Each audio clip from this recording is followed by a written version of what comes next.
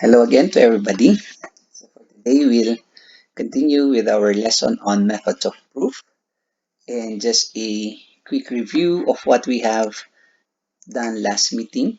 So in that discussion, we have considered the topic on the direct proof. And in that discussion, the direct proof basically uses the statement if P then Q. And what do we do in the process? So it's a very straightforward proof. We just assume P to be true, and then we show that Q is also true so that we can conclude that P implies Q is also true. Of course, in between the process in showing Q is also true, we now use basic concepts, we now use things to support our statement P to show that Q is indeed true. So for today, we will now use the second type of proof, which is called the proof by contrapositive. If you will go over our discussion last meeting, we have said that our problems will basically come from the form P implies Q. So, for today, what will now be the difference of the direct proof and the contrapositive? So, from the term itself, we must first consider the contrapositive of our statement P implies Q. And from the first module, we have learned there that if we are given P implies Q, the contrapositive of this statement is equivalent to not Q implies not P. So not Q implies not P. Therefore, what we will now do is we will now use this statement where not Q will be assumed to be true, and in the process show that not P is also true. And if we have now successfully shown that if not Q is true and not P is true, then we conclude that not Q implies not P is also true. And finally, we can say that P implies Q is also true, or the statement given is also true. So if you will look at this procedure, it's still very straightforward. But before we proceed with the proof, we just need to state the contrapositive of the original statement given. So if P then Q becomes not Q implies not P, or if not Q, then not P. Assume not Q is true, and then show that not P is also true.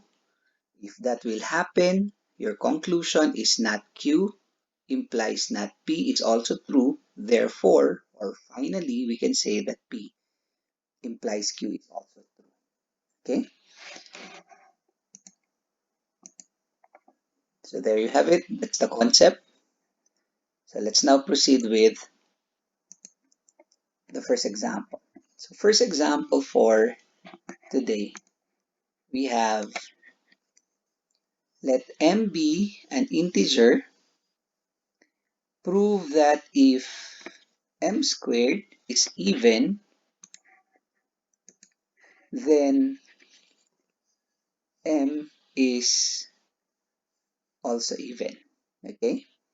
Let's review our statement. You will find here the if clause. You have here the then clause. which means that if you would like to proceed with the format, this is your if P, then Q. But since we are to prove this using contrapositive, we have to show first not Q implies not P. We have to transform our statement to not Q implies P. And if we will now consider this, what is our not Q? If Q is M is even, therefore, here we can say that M is not even. So that's now our not Q. And what will be our not P? Our not P is, so if P is M squared is even, then not P must be M squared is not, M squared is,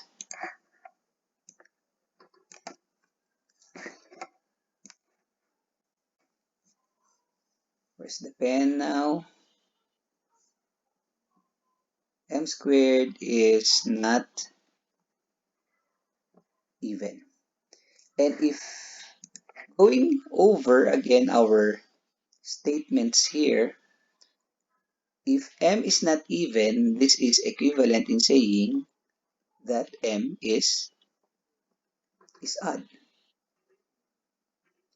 If M squared is not even, then it means M squared is also odd.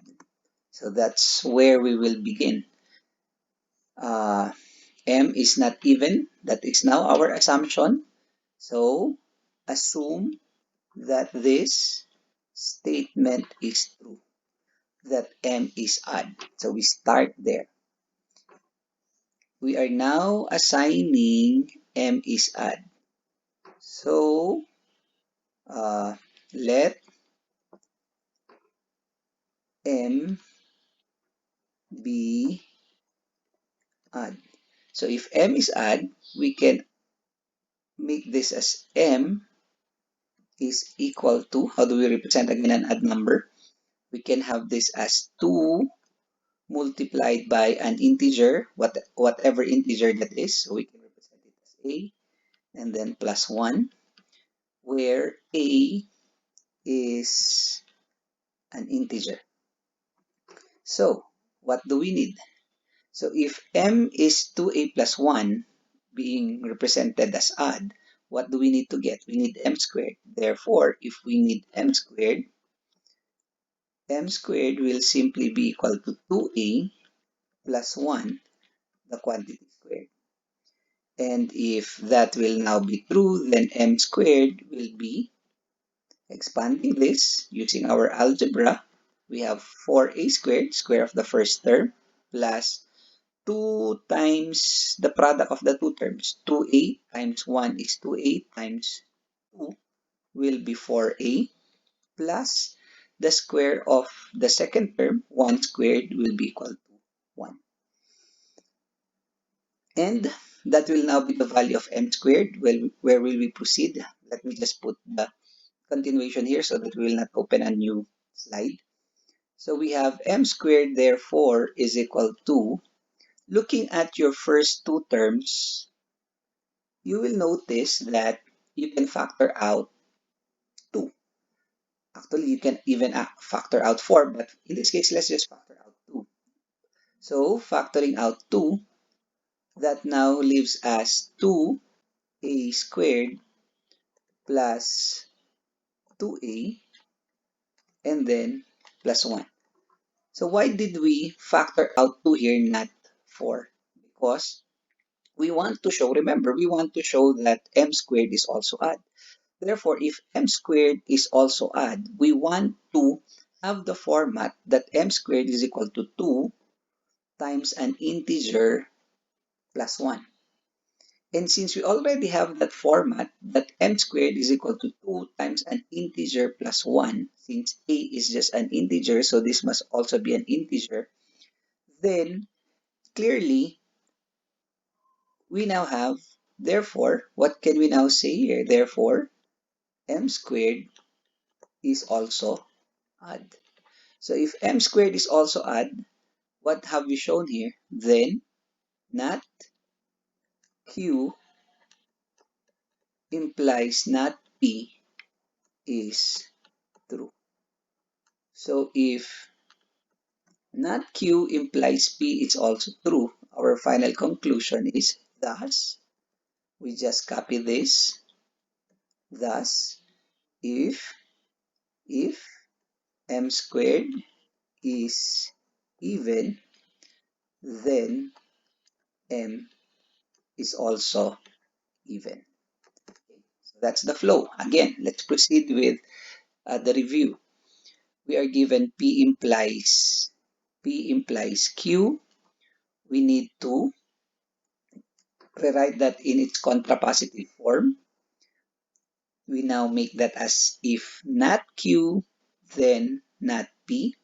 You will assume not Q to be true. And in the process, you have to show that not P, which is this one, is also true. So say you can say that the contrapositive is true, then finally conclude the original statement is also true. That's the first example. Next example, we have the statement. Prove that if n is a product of two positive integers a and b, then either a is less than or equal to n raised to 1/2 or p is less than or equal to n raised to 1/2. So look at your statement. If then, which means this first phrase is your P clause. This second phrase is your Q clause. Okay? So, again, to begin with, we have here P implies Q. We want to transform this to not Q implies not P. So what is our P clause here? That n is the product of two positive integers. Okay, so if you would like to write it here, P is the product of two integers, and in this case, A and B.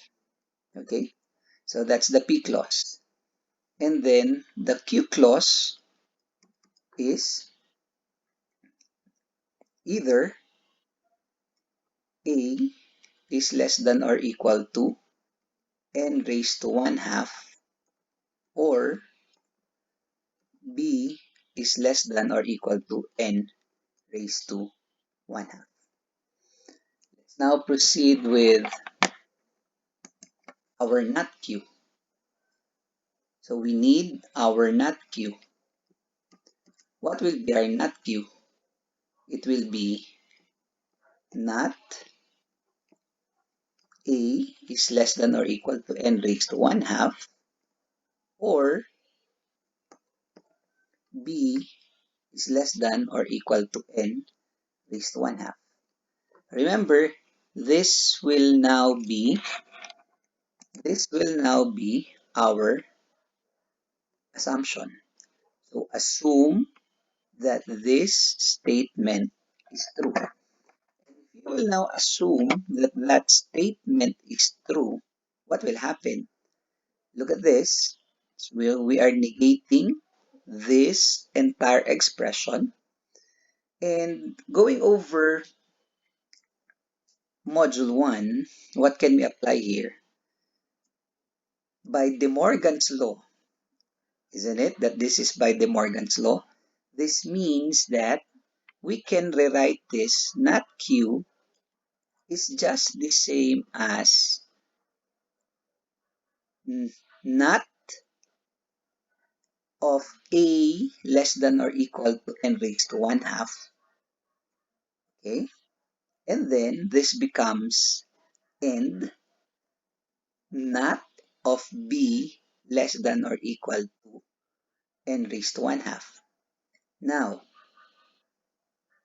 okay, if we will again use the De Morgans, so let me just write it so that you will be able to follow it. This is now not of A less than or equal to n raised to 1 half from or this now becomes an n because we're using De Morgan's law. And then we have not B less than or equal to n raised to 1 half using De Morgan's law. Therefore, if we now take not of A less than or equal to n raised to 1 half, how do we get the reverse of this? This now simply becomes A must be greater than n raised to 1 half. Why greater than? Because this is originally A is less than or equal to n raised to 1 half. So if we take the reverse of that, it must be A greater than n raised to 1 half. So we have A greater than n raised to 1 half. And similarly, this is just B greater than n raised to 1 half. B greater than n raised to 1 half. So this must be true that A is greater than n raised to 1 half and B is greater than n raised to 1 half. What do we need to show?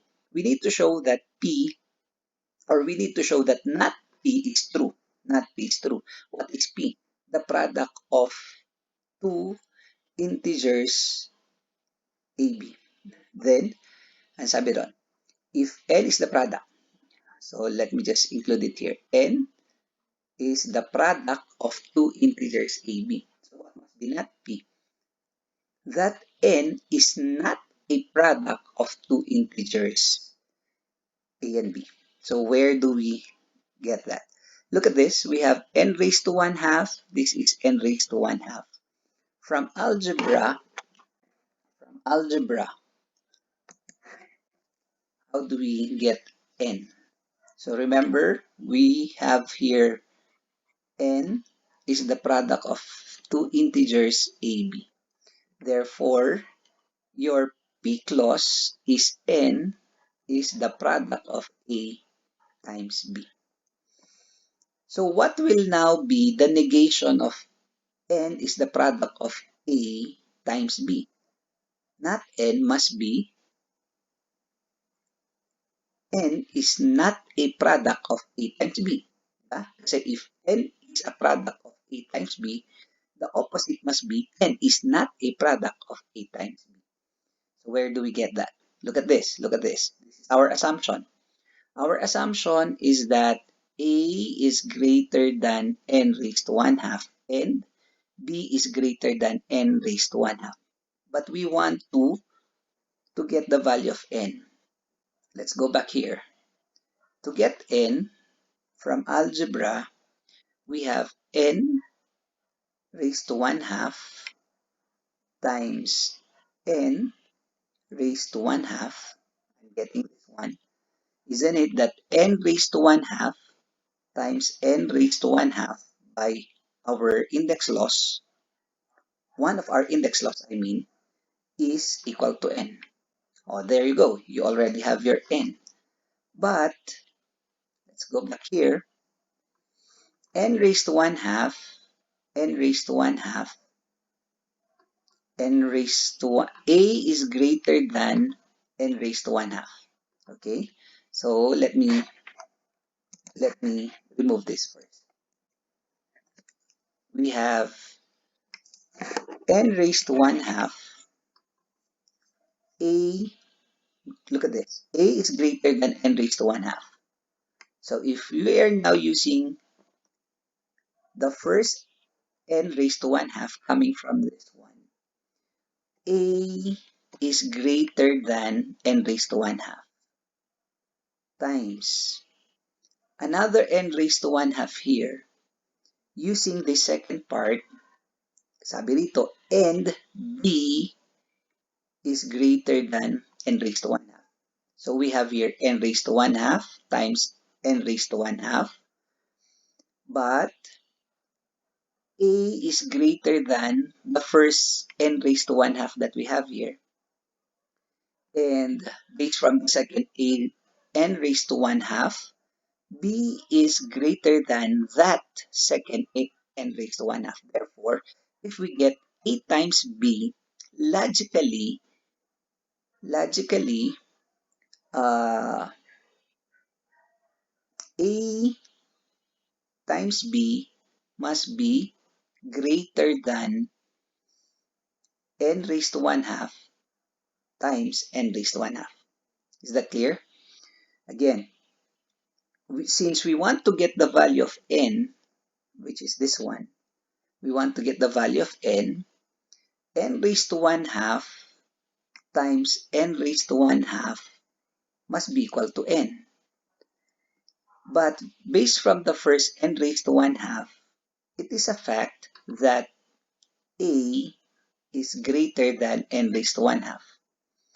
From the second n raised to 1 half, b is greater than n raised to 1 half. So if you get the product of a and b, it must be greater than n raised to 1 half times n raised to 1 half. Therefore, we can now say here that a times b is greater than n.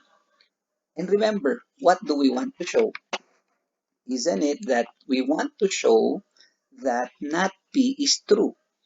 P is n is equal to a times b. So you will now notice that this part here is already not p. Not p is n is not equal to a times b. N being less than a times b means n is not equal to a times b. Therefore, we can see here that we have already shown that not p is also true. If not p is also true, so what will now be our conclusion here? Our conclusion, therefore, not q implies not p is true. Okay, is true. Thus, our original statement, P implies Q is also true. And what is that statement?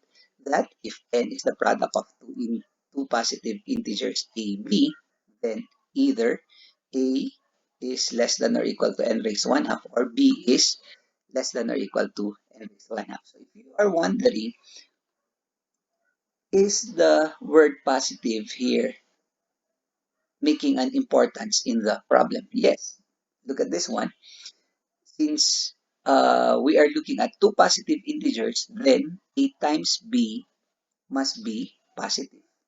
And since a times b is greater than n, then we have shown that n is not equal to a times b.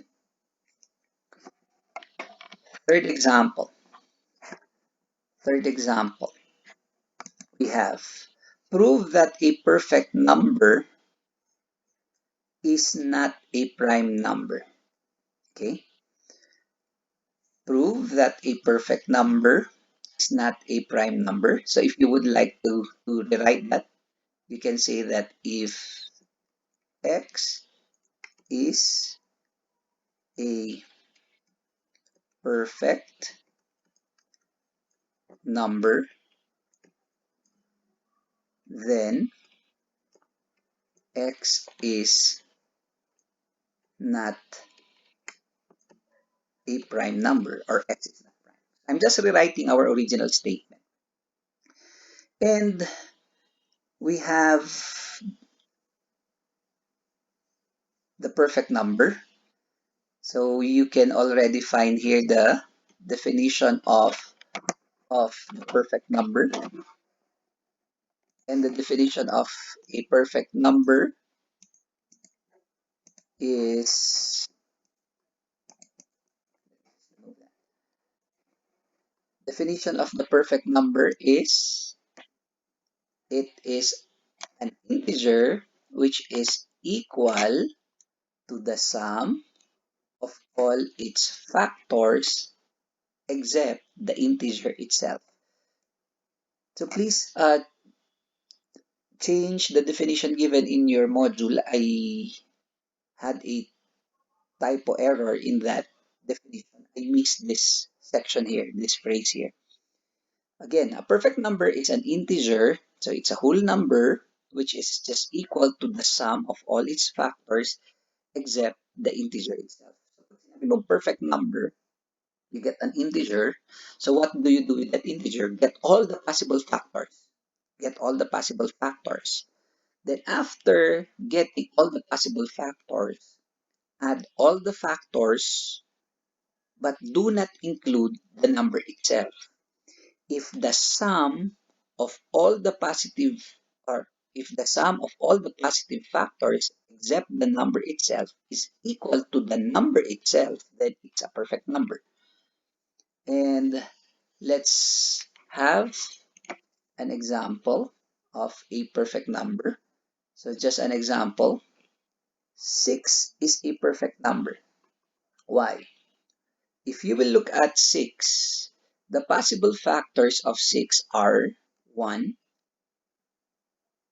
2, 3, and the number itself.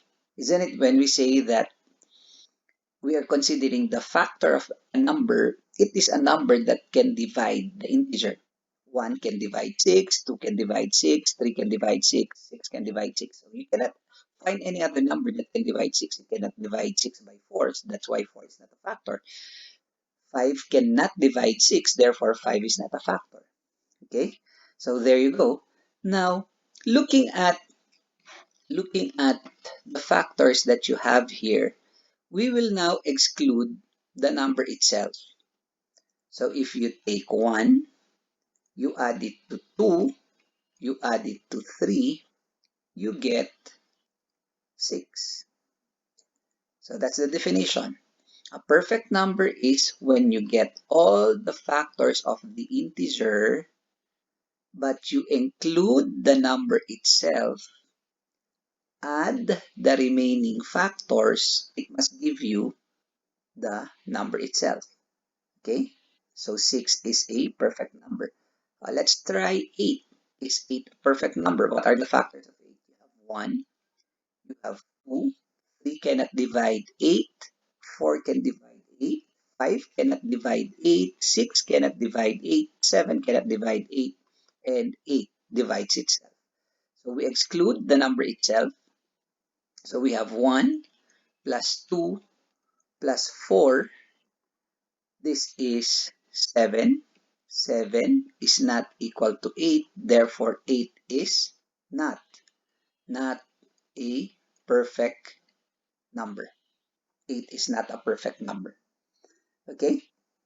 So that's the definition of a perfect number. And what is now a prime number? I think you're more familiar with a prime number. A prime number is an integer wherein the factors are 1 and the number itself. Okay? What are some examples of prime numbers? We have 2, because the factors of 2 would be 2 and 1, 1 in itself. 3 is a prime number because the possible factors 3 and 1. 4 is not a prime number because the possible factors of 4 are 1, 2, and 4. Dapat 1 and itself lang. 5 is a prime number, 7 is a prime number. We have still many prime numbers possible. Okay, anyway, let's go back to the statement. Prove that if we have a perfect number, then it is not a prime number. So let's go back to this statement here that we have. If x is a perfect number, okay, so what's our statement P? X is a perfect number, okay, and what's our Q? X is not prime. Do you agree? Go back to this statement. If x is a perfect number, then x is not a prime number. Therefore, P is x is a perfect number and Q is a prime number. I think we need a new slide for this one. Let's use this. Again, we have from the previous slide, what did we mention there? Our P is x is a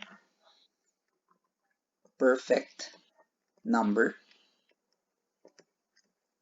and our Q x is not prime. So what do we need to do? We now consider not Q implies not P. And what is not Q? Not Q is x is not prime. Therefore, x is prime. This will now become our Q, and if that's our Q, we will now assume, or not Q, I mean, we will now assume this to be true. And if our assumption is x is prime, so what did we say? If x is prime, okay, if x is prime, then what can we say? Then the factors of x must be x and 1 only. Okay? So where did we get that? From the definition of a prime number. If x is a prime number, then x must have no other factors except x and 1. Okay? Therefore, what do we need to show? We need to show that not P is true. What is your P? P is x is a perfect number. So what do we need to show? That x is not a perfect number. Okay? So, if we want to show that x is not a perfect number, so okay, what can we now say here? So if x is prime, prime meaning the factors are x and 1, then x is not a perfect number. Why? And we already say that x is not a perfect number. X is not a perfect number since, how do we get a perfect number? You get the factors of the integer, add all the factors except the number itself, the sum must be equal to the number itself. Go back here. Our number is the number x. The factors are 1 and x only. Why? Because x is prime.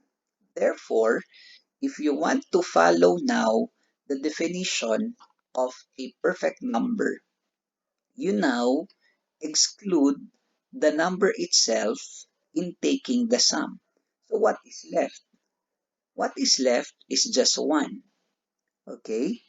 So if you take the sum of the other factors, it's equal to 1. And 1 is not equal to x.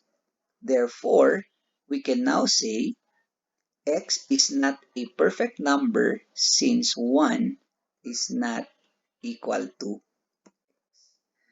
And we have already shown here that not Q, if not Q is true, then not P is also true. Okay? So we conclude here, therefore, not Q implies not P. Finally, thus, we have P implies Q. That is, if X is a perfect number, then X is not a prime number. So there you have it, our lesson for today, proof by contrapositive. So just go over again this video lecture. If you have questions, you can just message me. Feel free to message me anytime. Okay? So till our next lecture, that will be all for today. God bless you. Stay safe and see you again in the next